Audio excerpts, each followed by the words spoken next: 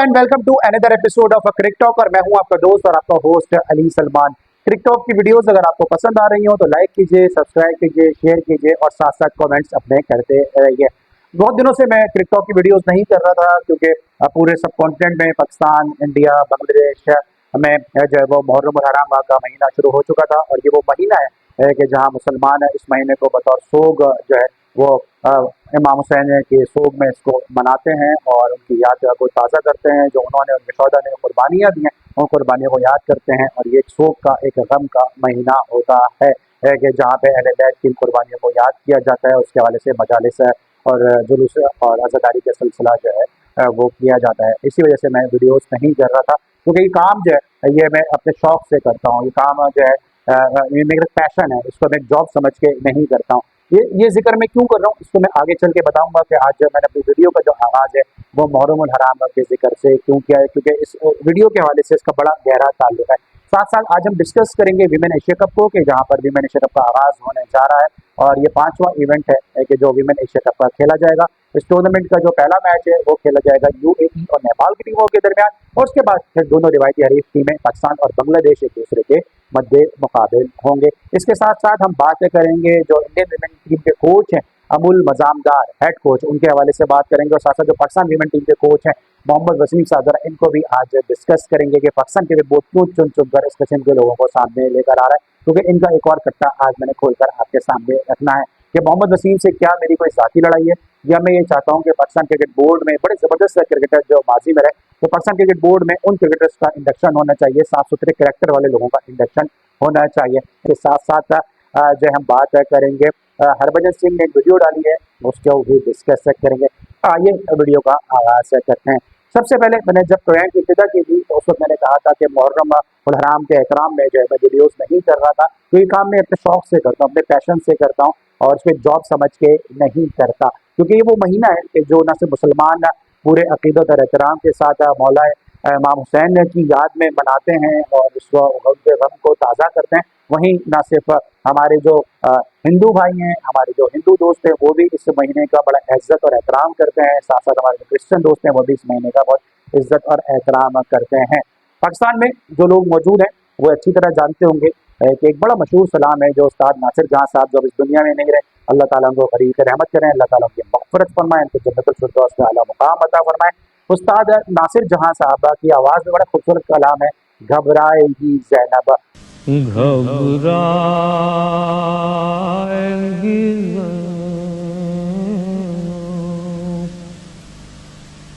कैसा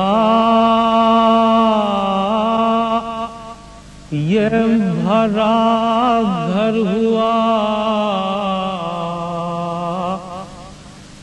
बर्बाद लाही। और ये कलाम है जो हर हर जो पाकिस्तान का टीवी चैनल है, हर जो रेडियो स्टेशन है वहाँ से शाम गरीबा की मजलिस के बाद ये कलाम जो है वो नशर किया जाता है, ऑन एयर किया जाता है, ब्रॉडकास्ट किया जाता है। और आप लोगों को जानकर ये बड़ी हैरत होगी कि ये जो कलाम है जो बर्र सगीर का, मैं समझता हूँ कि 50, 60, 70 साल से पीटीवी के ऊपर, पाकिस्तान टेलीविजन के ऊपर ये कलाम जो है वो चल रहा है। और इसके अलावा रेडियो पाकिस्तान पे ये कलाम चल रहा है, घबराएगी ज़ैनब। और ये जो कलाम है ये उस्ताद नासिर जहां साहब ने अपनी आवाज़ में इस कलाम को अमर कर दिया है। और इस कलाम के बगैर जो है वो शाम गरीबा या जो आशूरा का दिन है उसका तस्वुर भी मुश्किल है। लेकिन आपको जानकर ये बड़ी हैरत होगी कि ये जो कलाम है ये किसी पाकिस्तानी शायर का नहीं लिखा हुआ है। ये जो है उस्ताद छन्नू लाल दिलगीर का कलाम है। ये जो एक बहुत ज़बरदस्त हिंदू शायर थे और मीर अनीस के जिन्हें जो है वो मरसिया गोई का जो फ़न है, मरसिया गोई का जो एक हुनर है उसमें उनको एक उस्ताद की हैसियत हासिल है। तो मीर अनीस से भी पहले वो 417 के करीब जो है वो मरसिए लिख चुके थे और फिर और वो दिलगीर के नाम से तखल्लुस करते थे। और उसके बाद उस्ताद छन्नू लाल ने जब मरसिया निगारी या मरसिया कहने का जब अपना आगाज़ किया तो उनका एक कलाम था गोमती के नाम से, उसको उन्होंने लखनऊ के दरिया में बहा दिया और उसके बाद से सिर्फ और सिर्फ उन्होंने मरसिए ही लिखे हैं। अच्छा, ये सब मैं आपको क्यों बता रहा हूँ? ये सब मैं आपको इसलिए बता रहा हूँ, इसका स्पोर्ट्स से कोई इतना ताल्लुक नहीं है, लेकिन ये मैं आपको इसलिए बता रहा हूँ कि एक हिंदू शायर ने ये मरसिया लिखा जो अमर हो गया, जो तारीख के पन्नों में हमेशा के लिए महफूज हो गया। उस्ताद नासिर जहां साहब की जो पुरसोज आवाज थी, उसने इस आवाज में जो है वो इस बरसी की जो है इसके मजीद इसके सोज में, इसके गुदाज में इजाफा कर दिया कि जो भी आंख इसको सुनती है, जो भी इसको जहन सुनता है, और वो जहन जो है, जो आंख है, वो रोए बगैर रह नहीं सकती है। ये इतना पुरसोज अंदाज से उस्ताद छन्नू लाल दिलगीर के इस बरसिए को जो है वो अपनी आवाज दी है उस्ताद नासिर जहां साहब ने। और एक और हैरत की बात है कि उस्ताद नासिर जहां साहब के जो दामाद हैं, वो आप सब उनको जानते हैं, और उस्ताद नासिर जहां साहब के जो दामाद हैं वो कोई और नहीं है, वो हमारे और आपके कमर रजा इफ्फी साहब हैं। तो इफ्फी भाई जो है उस्ताद नासिर जहां साहब के दामाद हैं, जो सर आपको नजर भी आ रहे होंगे स्क्रीन पे, आपने देखा भी होगा नकल बरसिया पढ़ते हुए। तो ये बड़ा गहरा ताल्लुक था, तो मैंने कहा कि चलो इफ्फी भाई के हवाले से इसको मैं जरूर आपकी समातों की नजर कर सकूं। इसके अलावा जो है जो मैंने पहले भी कहा कि हमारे जो हिंदू जो दोस्त हैं, उन्होंने बड़ा ही तारीख करबला के हवाले से काम किया, बहुत शायरी की इस हवाले से, सलाम लिखे, सोज लिखे। एक और हिंदू शायर है, इस वक्त उनका नाम मुझे याद नहीं आ रहा, लेकिन जब इमाम हुसैन का सर कलम किया गया, उनके रफ़ा कार का सर कलम किया गया, उनको नेज़ों पे उठा के यजीदी लश्कर चलाए, तो बड़ा अच्छा शेर लिखा हमारे एक हिंदू शायर ने। उन्होंने लिखा कि दलील कत्ल हुसैन तो देखो, दलील कत्ल हुसैन तो देखो, जो सर झुकाने चले थे वो सर उठा के चले। यानी कि इमाम हुसैन था, वो सर झुकाने चले थे, अपनी बैत लेने के लिए चले थे, और जब उन्होंने बैत नहीं की, एक फासिक के सामने, फाजिर के सामने, शराबी के सामने, जानी के सामने, करैक्टरलेस आदमी के सामने, तो फिर उनका सर जो है वो कलम कर दिया और फिर नेज़ों पे उठाया। तो उस पर उन्होंने कहा कि दलील कत्ल हुसैन तो देखो, जो सर झुकाने चले थे वो सर उठा के चले। तो बताने का मकसद सिर्फ ये है कि मैं वीडियो नहीं कर रहा था, और इसका गम जो उसका शोक है वो सिर्फ मुसलमान ही नहीं करते, बल्कि हमारे हिंदू और हमारे क्रिश्चियन दोस्त भी करते हैं। कराची में जो जुलूस निकलते हैं, उसमें जो क्रिश्चियन कम्युनिटी है, उनके जो स्काउट्स हैं, वो उस जुलूस की हिफाजत करते हैं। तो ये एक बड़ा अच्छा दोस्ती का, प्यार का एक मैसेज है कि जो इन आज़ादारियों से, इन मजालिस से, इन जुलूसों से जाता है। और इफ्फी भाई का जिक्र करना था, तो वो इसलिए भी मैंने इस तमाम तर गुफ्तगू को इस प्रोग्राम में शामिल किया। अब बात कर लेते हैं थोड़ी क्रिकेट के हवाले से। सबसे पहले बात करते हैं विमेन एशिया कप के बारे में। और विमेन एशिया कप के बारे में जनाब खबर ये है कि आगाज होने जा रहा है विमेन एशिया कप का, ये 5वां एडिशन है। जो गुज़िश्ता 4 एडिशन खेले गए, 2012 में, 16 में, ये 2 एडिशन जो थे इब्तिदा में, ये दोनों एडिशन इंडिया की विमेन टीम जीतने में कामयाब हुई। फिर 2018 का जो एशिया कप था T20, वो बांग्लादेश की विमेन टीम ने जीता, और फिर 2022 में जो लास्ट खेला गया वो भी इंडियन विमेंस टीम ने जीता। तो 4 विमेंस T20 एशिया कप में से 3 जो है वो इंडियन विमेन टीम जीतने में कामयाब हुई है। इससे अंदाजा लगा सकते हैं कि कितनी स्ट्रॉन्ग इंडिया की विमेन टीम है। उनकी मेंस टीम के बारे में आपको पता ही है, अंडर 19 टीम के बारे में आपको मालूम ही है, और अभी आपने चैंपियंस ऑफ लेजेंड में आपने देखा किस तरह पाकिस्तान के लेजेंड्स को, चैंपियंस को उन्होंने हराया। तो तमाम तो टाइटल जो है वो इंडिया ही जा रहे हैं, और इंडिया की ही झोली में जाके वो जमा हो रहे हैं। उसकी वाहिद वजह यह है कि उनका सिस्टम बहुत अच्छा है। अब देखना है कि कल जो पहला मैच खेला जाएगा उसमें शायद किसी को इतना इंटरेस्ट ना हो, जिसमें यूएई और नेपाल की टीमें एक दूसरे के मध्य मुकाबिल होंगी, लेकिन इंडिया और पाकिस्तान की विमेंस टीमों के दरमियान जो मैच है खेला जाएगा, इस मैच में भी अब वो इंटरेस्ट नहीं रहा, क्योंकि मैच से पहले ही मैच का नतीजा सबको पता है कि ऑलमोस्ट ये मैच इंडिया की विमेन टीम जीत ही है। क्योंकि पाकिस्तान विमेंस टीम का स्टैंडर्ड जो है वो इतना ज़्यादा अच्छा नहीं है जो इंडियन विमेंस टीम का स्टैंडर्ड है। उनकी जो कप्तान है, उनके जो हरमनप्रीत कौर हैं उनकी कप्तान, स्मृति मंधाना, बड़े बड़े प्लेयर हैं, एक आइकॉनिक प्लेयर जो उनके स्क्वाड में शामिल है। और साथ साथ जो उनके विमेंस टीम के हेड कोच हैं अमूल मजामदार, इनसे मैं बड़ा मुतासर हूँ, क्योंकि अमूल मजामदार एक ऐसे प्लेयर हैं जो शाहरुख गंगोली के साथ, डेविड जैसे प्लेयर के साथ खेले हैं, और बहुत कम लोगों को शायद ये बात मालूम हो। शायद इंडिया में जो दर्शक हैं, हमारे नाज़रीन हैं, उनको तो ये बात मालूम होगी, लेकिन पाकिस्तान में नाज़रीन को ये बात मालूम नहीं होगी कि जो श्रद्धा शर्म स्कूल, जहाँ से सचिन तेंदुलकर और विनोद कांबली खेला करते थे, तो श्रद्धा शर्म स्कूल में जो 664 रन यानी 664 रन की जो पार्टनरशिप, जो स्कूल के जमाने की बड़ी जबरदस्त पार्टनरशिप लगी थी विनोद कांबली में और सचिन तेंदुलकर के दरमियान, तो अगले आने वाले बैट्समैन जो थे वो अपने अमूल मजामदार ही थे। जी हाँ, अमूल मजामदार अपनी बैटिंग का इंतजार करते रहे, और विनोद कांबली और सचिन तेंदुलकर के दरमियान 664 रन की पार्टनरशिप हो गई, और ये फिर बैटिंग के लिए नहीं आ सके। लेकिन क्या जबरदस्त बैट्समैन थे। मैं बड़ा मुतासिर हूँ इंडिया के कुछ रणजी ट्रॉफी के बैट्समैन से, क्योंकि बैटर से, क्योंकि वो इतने जबरदस्त प्लेयर थे कि उस वक्त इंडिया की टीम बड़ी मजबूत थी। गंगोली, द्रविड़, सचिन तेंदुलकर, इसके अलावा वीवीएस लक्ष्मण, युवराज सिंह, इतनी मजबूत टीम थी कि बहुत सारे रणजी ट्रॉफी के परफॉर्मर को खेलने का मौका नहीं मिल सका। उन्हीं में से एक गगन घोड़ा भी थे, उन्हीं में से जो थे अमूल मजामदार भी थे। यानी आप देखें कि उन्होंने को 174 के करीब फर्स्ट क्लास मैचेस खेले हैं, और उनकी जो है वो सेंचुरी जो है 60 उनकी सेंचुरियां हैं। उसके अलावा 11,000 रन स्कोर करने में कामयाब हुए अमूल मजामदार, लेकिन उसके बावजूद उनको इंडिया से खेलने का मौका नहीं मिल सका। इस तरह मैंने कहा कि इंटर स्कूल में वो सचिन तेंदुलकर और विनोद कांबली थे, उनके साथ साथ पढ़ा करते थे। उनकी बैटिंग जैसे कि जब 664 रन की पार्टनरशिप इन दोनों के दरमियान हुई, लेकिन क्या जबरदस्त बैट्समैन थे अबुल मजामदार जनाब के। रणजी ट्रॉफी का जब उनका डेब्यू हुआ तो प्री जो क्वार्टर फाइनल मैच है खेला गया और उसमें उन्होंने हरियाणा के खिलाफ जो था बड़े जबरदस्त परफॉर्मेंस का मुजाहरा किया और उसमें उन्होंने जो है अपने फर्स्ट क्लास डेब्यू में जो है वो डबल सेंचुरी स्कोर की, यानी कि दोहरा शतक लगाने में कामयाब हुए और डबल सेंचुरी स्कोर करने में अमोल मजामदार कामयाब रहे। इस वक्त वो इंडिया की विमेंस टीम के हेड कोच हैं और ये वो स्टैंडर्ड है जो बीसीसीआई ने सेट किया हुआ है अपनी टीमों के लिए कि जबरदस्त प्लेयर्स को अपने टीमों के साथ एसोसिएट करेंगे, जबरदस्त प्लेयर अपने टीमों के साथ रखेंगे।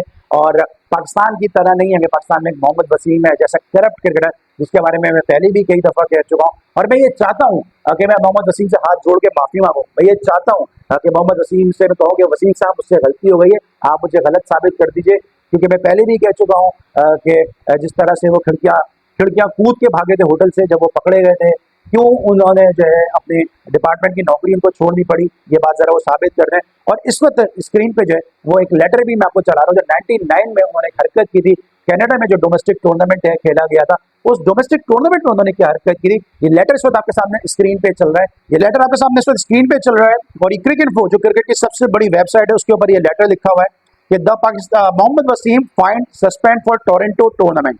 The Pakistan cricket board has decided to award following punishment to test cricketer Mohammad Wasim, fine of rupees. उसके बाद पाकिस्तान क्रिकेट बोर्ड की प्रेस रिलीज है, the Pakistan cricket board has decided to award following punishment to test cricketer Mohammad Wasim और fine of rupees 50,000, ban from playing one day national matches domestic और Toronto cricket festival one day internationals at Canada. इसके साथ साथ अब आगे लिखता है पाकिस्तान क्रिकेट बोर्ड के जनाब the Pakistan cricket board deeply regrets the incident of misconduct as reported in the case of Mohammad Wasim and reiterates that such strict disciplinary action of even more harsh nature like lifetime ban shall be taken against any cricket player found or reported of being involved in such kind of immoral activities or otherwise। और ये letter लिखा है जनाब जावेद जमान खान साहब ने, जो अब इस दुनिया में नहीं रहे और पाकिस्तान की जो डोमेस्टिक क्रिकेट थी उसकी डोमेस्टिक मॉनिटरिंग कमेटी के वो हेड थे 1999 में। टोरंटो में टूर्नामेंट खेला गया, उस हवाले से आपने लेटर देखा जो पाकिस्तान की डोमेस्टिक मॉनिटरिंग कमेटी के चेयरमैन थे जावेद जमान साहब, अब इस दुनिया में नहीं रहे। उनके साहबजादे बाबर जमान भी पाकिस्तान इंटरनेशनल एयरलाइन के लिए खेलते रहे, रिजवान उज़्ज़मा, शेख मोहम्मद इमरान खान, माजिद खान जैसे लोगों के साथ। तो उनके साइन से लेटर निकला था और उसमें मोहम्मद वसीम के ऊपर ये आपने लेटर सारा देख लिया। इसलिए मैं मोहम्मद वसीम के खिलाफ हूँ कि पाकिस्तान क्रिकेट में करप्ट लोगों को नहीं होना चाहिए कि जिनका माजी ज्यादा अच्छा नहीं रहा। लेकिन एक तरफ हम देख रहे हैं अमोल मजामदार इंडियन टीम के साथ है, दूसरी तरफ पाकिस्तान क्रिकेट बोर्ड जो है वो करप्ट क्रिकेटर्स को अपने साथ रख रहा है और क्यों रख रहा है उसकी वजह पाकिस्तान क्रिकेट बोर्ड ही जान सकता है। इसके अलावा जनाब सूर्य कुमार यादव को जो है वो भारत के T20 क्रिकेट टीम का कप्तान बनाया जा रहा है और बड़ी अच्छी चीज है कि उनको कप्तान बनाया जा रहा है, क्योंकि कहा यह जा रहा था कि हार्दिक पांड्या को जो है वो T20 का कप्तान बनाया जाएगा। लेकिन बड़ा अच्छा डिसीजन है भारतीय क्रिकेट बोर्ड का इस लिहाज से क्योंकि जो उनके वर्कलोड मैनेजमेंट है उसको मैनेज करने की कोशिश की जा रही है और साथ साथ जो कि फिटनेस के भी इशू हैं, इसलिए उसको ओवरकम करने के लिए जो है वो अब स्काई को जो है वो कप्तान बनाने की बात की जा रही है और इसी तरह से टीमें बनती हैं। क्योंकि अगर हम बीसीसीआई की बात करते हैं और कंपैरिजन में पाकिस्तान क्रिकेट बोर्ड की बात करते हैं, फिर मैं तारीफ करता हूं तो लोग कहते हैं यार अली भाई जब से आपने यूट्यूब शुरू किया अब इंडिया की बड़ी तारीफ करते हैं। यार उनके डिसीजन ही ऐसे हैं। अगर ये अब मैं आपको एक डिसीजन की एक मिसाल दे देता हूँ, छोटी सी एक मिसाल दे देता हूँ कि पाकिस्तान सुपर लीग उसका जो कप्तान था वो था शादाब खान, जो टीम जो जीती वो थी इस्लामाबाद यूनाइटेड और उसका कप्तान था शादाब खान। शादाब खान को इस्लामाबाद यूनाइटेड की परफॉर्मेंस पे जो टीम के साथ रखा गया और आईपीएल की जो टीम थी उसका जो जीती वो टीम वो थी जनाब कोलकाता नाइट राइडर, उसका कप्तान था शरियास अय्यर और शरियास अय्यर को T20 वर्ल्ड कप में इंडिया ने ड्रॉप कर दिया क्योंकि वो डोमेस्टिक खेलने से उसने मना किया। तो ये कंपैरिजन है, स्टेप हैं जो लिए जाते हैं और बीसीसीआई चूंकि अच्छे स्टेप ले रहा है इसलिए उसकी तारीफ बनती है और पाकिस्तान क्रिकेट बोर्ड चूंकि इस तरह के स्टेप ले रहा है इसलिए जो है वो उसको हम तनकीद करते हैं, उसको हम क्रिटिसाइज करते हैं। तो बहरहाल मैं बात कर रहा था, एक तरफ मजामदार है जनाब इंडियन टीम का विमेन टीम का हेड कोच, एक तरफ मोहम्मद वसीम जैसा करप्ट क्रिकेटर है लेकिन जिसको पाकिस्तान क्रिकेट बोर्ड पता नहीं क्यों जो है वो आंख का तारा बनाया हुआ है। कौन से ऐसे करप्ट लोग हैं पाकिस्तान क्रिकेट बोर्ड में जो मोहम्मद वसीम जैसे आदमी को जो है वो आंख का तारा बनाए हुए, ये बात समझ से बालातर है। बहरहाल स्काई को कप्तान बनाया जा रहा है और रेस्ट दिया जा रहा है, एज ए कैप्टन रेस्ट दिया जा रहा है क्योंकि मैंने पहले भी कहा कि चूंकि वर्कलोड मैनेजमेंट करना है साथ साथ उसकी फिटनेस के बीच में हार्दिक पांड्या के, इसलिए इस लिहाज से ये एक बड़ा अच्छा फैसला है। दूसरी तरफ अब भारतीय क्रिकेट की बात हो रही है तो चैंपियंस ऑफ लीजेंड की बात भी कर लें कि जहां पे एक वीडियो अपलोड की है सुरेश रैना, युवराज सिंह और हरभजन सिंह ने कि उन्होंने जो है वो डांस करते हुए वीडियो दिए। उस डांस में थोड़ी सी वो लिम्पिंग करते नजर आ रहे हैं, थोड़ी सी वो लंगड़ाते हुए नजर आ रहे हैं। और उसकी वाहिद वजह ये कि जाहिर सी बात है, जब आप इतने अरसे के बाद खेलेंगे तो आपकी बॉडी आपका साथ नहीं देगी। और यही हरभजन सिंह, सुरेश रैना और युवराज सिंह का कहना भी था कि हमने जो 15 दिन क्रिकेट खेली उससे हमारी जो है वो कमर जवाब दे गई है, हमारे मसल्स जवाब दे गए, हमारी टांगे जवाब दे गए। इसलिए उन्होंने मजाक में एक लंगड़ाते हुए एक जो है वीडियो अपलोड की है। लेकिन हमारे इंडिया पाकिस्तान में तो होता क्या है कि हम मजाक को मजाक लेते नहीं है, हल्के तो हम लोग आते ही नहीं है, हम लोग बिल्कुल भी हल्के नहीं आते। हर बात में कोई ना कोई हम ऐसा पहलू निकालते हैं जिसके अंदर नेगेटिविटी होती है, जिसके अंदर क्रिटिसिज्म होता है, जिसके अंदर इससे जुड़ी और भी बातें होती हैं। तो जनाब अब जो मनासी जोशी हैं, आई थिंक यही नाम है, मनासी जोशी हैं, और जो पैरा बैडमिंटन चैंपियन है इंडिया की और बड़ी जबरदस्त प्लेयर है पैरा बैडमिंटन की। और उन्होंने भी कहा है कि इससे आप जो है वो माजूर लोगों की जो है वो मजाक उड़ा रहे हैं और इससे जो है वो एक अच्छा मैसेज नहीं जा रहा, इससे कोई अच्छी मैसेज नहीं जा पा रहा है। इसके साथ साथ National Centre for Promotion of Employment for Disabled People, इसके जो एग्जीक्यूटिव डायरेक्टर हैं, National Centre for Promotion of Employment for Disabled Peoples, ये इंडिया के जो इनके एग्जीक्यूटिव डायरेक्टर हैं, उनका ये कहना है जनाब इसका कि ये 2016 का जो कानून है उसके सेक्शन ने भी जो कहा है कि जो इंडिया का जो 2016 का जो कानून है माजूर अफराद के लिए, डिसेबल्ड स्पेशल लोगों के लिए, उसका जो 92 सेक्शन है, इसके तहत जो है उस तरह का मजाक नहीं उड़ाना चाहिए। तो भाई लोगों, वो जीत कर आ रहे हैं, इतने अरसे के बाद खेल रहे हैं, मजाक में फनी वीडियो डाली है, उसको हल्का ही लो, उसको मजाक को मजाक के तौर पे लो, इतना सीरियस इतना हार्श होने की जरूरत क्या है? विक्ट्री को सेलिब्रेट करो ना यार, क्या जरूरत है इतनी पंचायतों में पढ़ने की, इतनी ज्यादा पकाटों में पढ़ने की। आपको याद होगा यूनुस खान को भी जब इनाम मिला था, man of the match I think मिला था, जब उनको प्रेजेंटेशन में बुलाया गया तो उन्होंने अपनी शर्ट उड़ा के दिखाया था कि भाई हम बेल्ट पहन के खेल रहे हैं। तो सारे प्लेयर इसी तरह खेल रहे हैं। अगर इंडिया की टीम जीतने का इस तरह का उन्होंने कोई मैसेज दिया है तो उस पर जो है वो मैं समझता हूँ कोई इतना ज्यादा एतराज करना नहीं चाहिए और तनकीद बराए तनकीद जो है वो नहीं करनी चाहिए। दोस्तों टॉपिक्स और भी थे कि जिन पे आज मुझे बात करनी है, लेकिन 12 लंबी चूंकि वीडियो बड़ी हो रही है, लंबी हो रही है, इसलिए मैं अगले जो टॉपिक है वो अगली वीडियो में जरूर शामिल करूंगा। आज की वीडियो के लिए इतना ही। मुझे उम्मीद है कि आज की वीडियो आपको पसंद आई होगी। लाइक कीजिएगा, सब्सक्राइब कीजिएगा, शेयर कीजिएगा, कमेंट जरूर अपने करते रहिएगा। और साथ साथ आपका फीडबैक है वो मुझे मोटिवेट करता है कि किस अंदाज की वीडियोस आप देखना चाहते हैं। अली सलमान को क्रिकेट टॉक से इजाजत दीजिए। अपना बहुत ख्याल रखिए। Bye bye.